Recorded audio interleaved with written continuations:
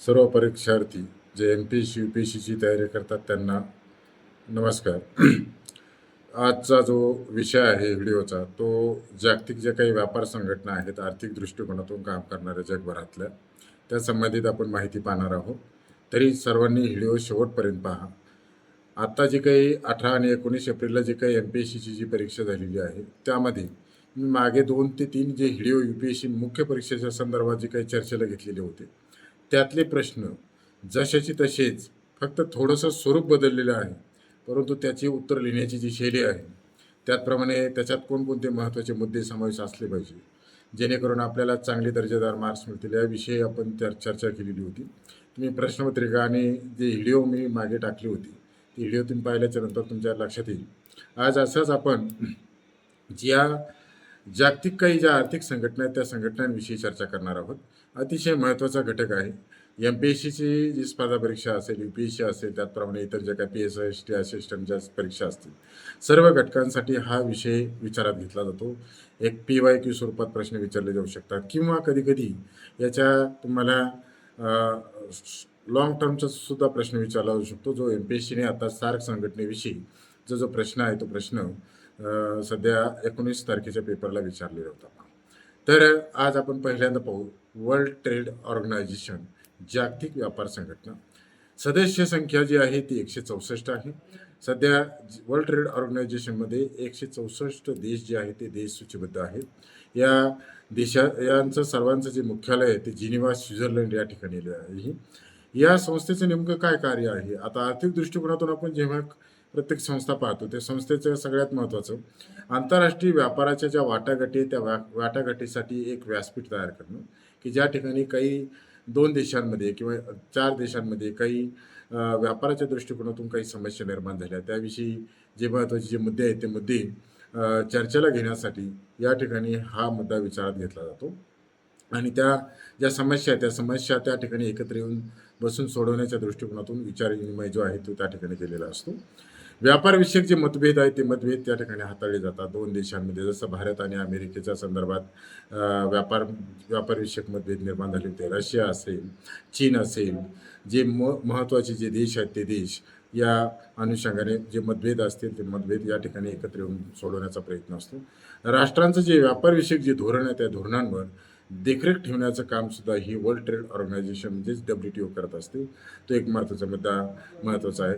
कोणत्या देशाचं कसं धोरण आहे, ते कशा प्रकारे व्यापार करत आहे, त्यामध्ये असणारे सीमा शुल्क असतील, आंतरराष्ट्रीय जे काही व्यापारविषयक असणारे जे नियम आहेत किंवा त्या नियमावलीच्या अनुषंगाने व्यापार करते किंवा नाही करते त्याच्यावर नियंत्रण ठेवणे, त्याचप्रमाणे त्याविषयी काही त्रुटी असतील तर त्या त्रुटीविषयक बाबींची जी चर्चा आहे ती चर्चा या वर्ल्ड ट्रेड ऑर्गनायझेशनमध्ये केली जाते. विकसनशील देशांसाठी तांत्रिक सहाय्य असेल, प्रशिक्षण असेल ते उपलब्ध करून देण्याचं हे एक महत्त्वाचं व्यासपीठ आहे. म्हणजे जे काही विकसनशील जे देश आहे जसं दक्षिण आफ्रिकेतले काही देश असतील, आशिया खंडातले काही देश असतील, जसं चीन आपलं श्रीलंका असेल, पाकिस्तान असेल, त्याचप्रमाणे आफ्रिकेतले केनिया असेल, नैरो असेल, झांबिया असेल, इजिप्त असेल, अशा देशांसाठी तांत्रिक जी काही मदत असेल त्याचप्रमाणे प्रशिक्षण जे आहे व्यापारविषयक हे देण्याचं काम ही एक संस्था करत असते. तर त्या दृष्टीने त्या संस्थेचं जे कार्य आहे ते कार्य विचारात घेणं गरजेचं आहे. दुसरी संस्था जी आहे युरोपीय संघ, युरोपियन युनियन आपण ज्याला म्हणतो, ही 2000 साली स्थापन झालेली महत्त्वाची संस्था आहे. ब्रुसेल्स, बेल्जियम या ठिकाणी या संस्थेचं मुख्यालय आहे. या संघाने जे विविध देशातील जे काही विकसित जी बाजार प्रणालीच्या अनुषंगाने युरो नावाचं जे चलन आहे ते चलन मार्केटमध्ये आणलेलं आहे. हे अतिशय महत्त्वाचा मुद्दा आहे. युरोपमध्ये ज्या वस्तू आणि सेवा, भांडवल यांचं जे काही संचार धोरण आहे ते धोरण त्या ठिकाणी उद्दिष्ट जे आहे ते उद्दिष्ट पूर्ण करण्याचं काम ही संस्था करत असते. अतिशय महत्त्वाचं आहे. देशातील जे काही वस्तूंची देवाणघेवाण असेल, ज्या कातकरा आहे ते एकमेकांसाठी त्यांनी युरोपियन देशांनी रद्द केलेली आहे. तिसरा OPEC आहे.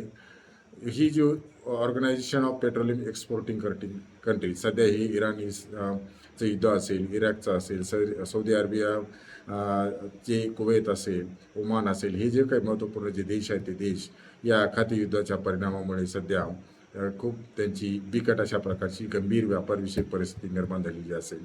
त्याचप्रमाणे सध्या चर्चेचा असणारा जो विषय आहे हार्मुज नावाचा जी काही खाडी आहे ती खाडी याविषयी जे महत्त्वाचे मुद्दे ते मुद्दे सतत फोकसला आहेत आणि त्या संबंधित ही ओपेक नावाची जी संघटना तेल उत्पादक राष्ट्रांची महत्त्वाची संघटना आहे. त्या अनुषंगाने तेलाचं जे काही उत्खनन असेल त्याचप्रमाणे त्याची निर्यात आहे यावर ही संघटना काम करेल. खनिज तेलाच्या आंतरराष्ट्रीय व्यापारावर नियंत्रण ठेवण्याचं काम करणे, सदस्य देशातील तेलाचे जे दर आहेत ते दर व्यवस्थित कशा प्रकारे राहतील, सर्व समानता कशा प्रकारे टिकेल या दृष्टीने, त्याचप्रमाणे तेल निर्यातीमध्ये सुसूत्रता राखणे हे या संघटनेचं महत्त्वाचं कार्य आहे. तिसरी संघटना आहे सार्क, जे south Asian association regional cooperation जी नावाची संस्था आहेत. 8 देश यामध्ये आहेत. या 8 देशांमध्ये काठमांडू या ठिकाणी त्याचं मुख्यालय आहे. काठमांडू, नेपाळ. दक्षिण आशियातील जे देश आहेत ते देश त्यामध्ये पाकिस्तान, भारत,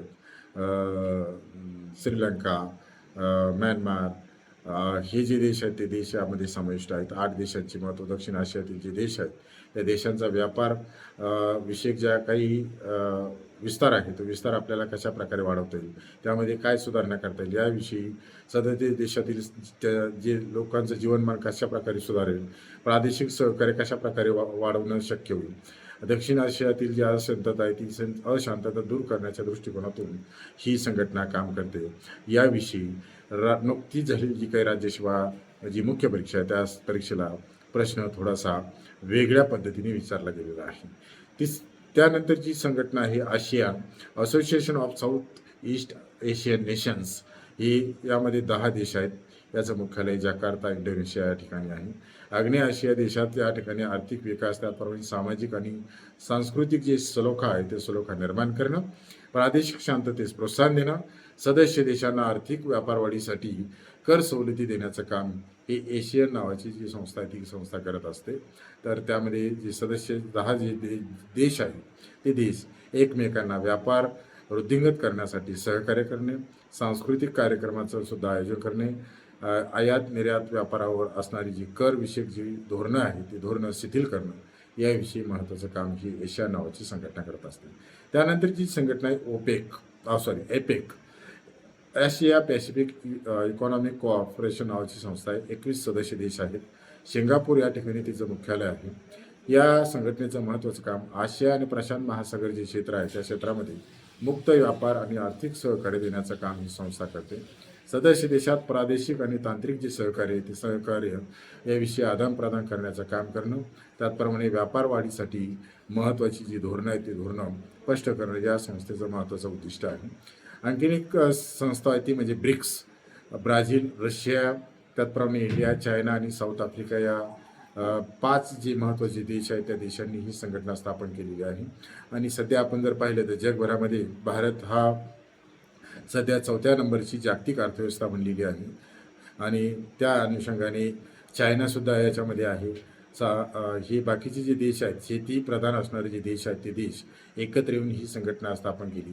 शेती व्यवसायातील असणारे जे उत्पादनक्षम जे घटक आहेत त्या घटकांना निर्यातक्षम बाजारपेठ जी आहे ती बाजारपेठ मिळवून देणं, त्या दृष्टीने प्रयत्न करणं, इतर जे आंतरराष्ट्रीय स्वरूपात आपली जी काही सदस्य जी संख्या आहे त्या सदस्यांना व्यापार वाढीसाठी सहकार्य करणं, आर्थिक मदत उपलब्ध करून देणं, त्याचप्रमाणे परस्परातील जे काही आर्थिक सहकार्य ते सहकार्य वाढवणं, आर्थिक सुरक्षितता आपल्या व्यापारामध्ये असणारे जे अडथळे आहेत ते अडथळे दूर आपल्याला कशा प्रकारे करतील त्या अनुषंगाने काम करणं. या ब्रिक्स देशांमध्ये ब्राझील आणि भारत, त्याचप्रमाणे साऊथ आफ्रिका, ब्राझील, रशिया हे जे देश आहेत, चायना एकत्र येऊन एक नवीन व्यासपीठ आर्थिक विकासाच्या दृष्टिकोनातून स्थापन केलेलं आहे. आज जगभर आपण जर पाहिलं तर प्रत्येक देश आपल्या स्वतःच्या व्यापार उद्योगात विस्तारासाठी, त्याचप्रमाणे आपल्या वस्तू इतर देशात कशा जास्तीत जास्त विकल्या जातील, ती बाजारपेठ आपल्याला कशा प्रकारे प्राप्त होईल या अनुषंगाने सतत प्रयत्नशील आहे. आणि भारताचं सुद्धा धोरण त्याच पद्धतीने आहे. व्यापार जर वाढला तर देशामध्ये इतर ज्या बाबी आहेत त्या बाबींचा विकास करण्यासाठी या गोष्टींचा जास्त फायदा होतो हे प्रत्येक देश जाणून असतो. त्या अनुषंगाने प्रत्येक जो देश आहे जगभरातला, आपण पाहिलं असं जसं ईस्ट इंडिया कंपनी भारतात का आली आणि तिने राज्य का निर्माण केलं, याचं एकमेव कारण असं आहे की व्यापारी बाजारपेठ ही सर्वात महत्त्वाची असते आणि त्या अनुषंगाने आपला जो व्यापार आहे तो व्यापार इतर आंतरराष्ट्रीय मार्केटमध्ये जास्तीत जास्त वृद्धिंगत करण्याचं काम करणं, त्याचप्रमाणे सांस्कृतिक असेल, आर्थिक असेल, ते तांत्रिक जे काही सहकार्य ते सहकार्य वृद्धिंगत करणं हे या संघटनेचं काम असतं. ह्या आर्थिक संघटना अतिशय महत्त्वाच्या आहेत. परीक्षेला दरवर्षी विचारले जाणारे घटक आहेत. विद्यार्थ्यांनी त्याकडे बारकाईने अवलोकन करून बारीक जर ऑब्झर्वेशन केलं तर तुम्हाला त्यामध्ये चांगली मुख्य परीक्षेला डिस्क्रिप्टिव्ह टाईपचे जर उत्तर लिहायचे असेल तरी याच टाईपच्या उत्तरांचा तुम्ही त्या ठिकाणी उल्लेख करू शकता. त्यामध्ये 3 घटक नेहमी विचारात घ्या: प्रस्तावना, विश्लेषण आणि निष्कर्ष. या 3 घटकांच्या अनुषंगाने आणखीन एक महत्त्वाचा मुद्दा, विचारलेला जो प्रश्न असतो तो तुम्हाला 10 मार्कासाठी असेल तर 150 शब्दातच मांडायचा आहे. आणि जर तो प्रश्न तुम्हाला 15 मार्काला जर विचारला असेल तर 250 शब्दाच्या आतच तुम्हाला त्या ठिकाणी तुमची मर्यादा असली पाहिजे. तर त्या अनुषंगाने प्रत्येक विद्यार्थ्यांनी आपली तयारी चांगली करावी, जास्तीत जास्त मार्क्स मिळवण्याचा प्रयत्न करावा. व्हिडिओमध्ये दिलेले जे काही कंटेंट आहेत, जे मुद्दे आहेत ते अतिशय महत्त्वाचे आहेत. प्रत्येक जो मुद्दा आहे तो महत्त्वाचा असून स्पर्धा परीक्षेची तयारी करणाऱ्या विद्यार्थ्यांना फायद्याचा आहे. त्या अनुषंगाने त्यांनी तयारी करा आणि यशस्वी व्हावं. व्हिडिओला सर्वांनी लाईक करा, शेअर करा. धन्यवाद.